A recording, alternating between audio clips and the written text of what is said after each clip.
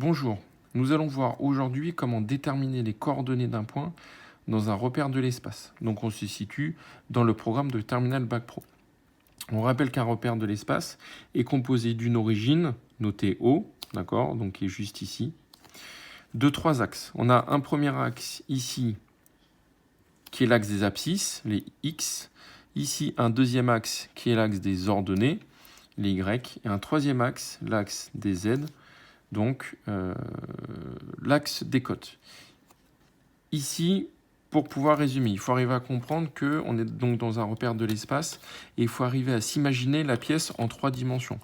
Ici, sur cet axe-là, c'est l'axe qui va par ici, donc on est vers l'avant, et ici, si on recule, on est vers l'arrière. Ici, sur l'axe des Y, on est vers la droite, tandis que là, si on prolonge l'axe, on sera vers la gauche. Et là, pour terminer, sur l'axe des Z, on va être vers le haut. Et lorsqu'on va descendre, on va être vers le bas. Ce qui signifie, lorsque l'on va lire les coordonnées, que toutes les coordonnées qui vont être vers la droite vont être positives, vont être comptées en positif, tandis que tout ce qui va être vers la gauche va être compté en négatif. Pareil pour, sur cet axe, l'axe des abscisses, ce qui est en avant va être compté en positif, en arrière en négatif. Et pour l'axe des cotes, ce qui est vers le bas, c'est en négatif, et ce qui est vers le haut, c'est en positif. Imaginons désormais que l'on a des points, donc les points de ce cube. Ici, on va noter le point A, celui-ci le point B, celui-ci le point C. Là, on va prendre un point D, et là, on va prendre un point E. Alors, pour pouvoir déterminer les coordonnées des points, il faut toujours donner les coordonnées sous cette forme-là. C'est-à-dire que ici, on va voir la lettre, on va voir une parenthèse.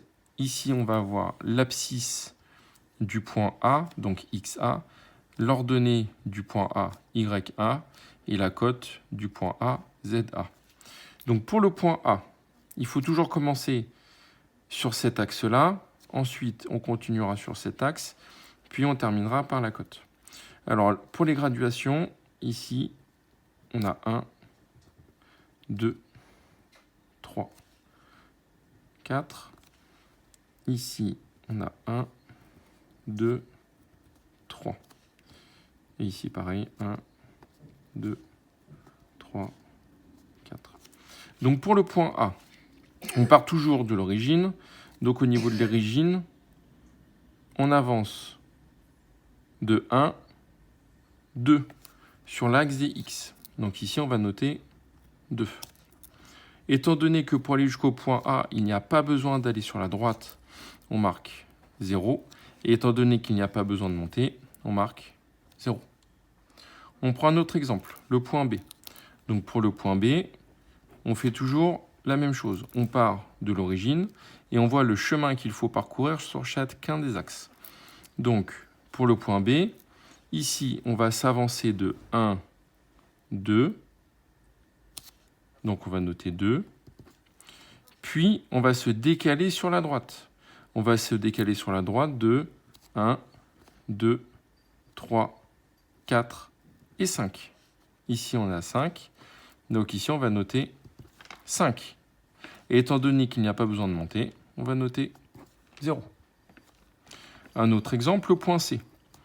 Le point C, on part toujours du point O. Étant donné qu'il n'y a pas besoin de s'avancer, on marque 0. Il y a seulement besoin d'aller sur la droite. Et il y a besoin d'aller sur la droite de 1, 2, 3, 4, 5. On note 5. Il n'y a pas besoin de monter. On note 0.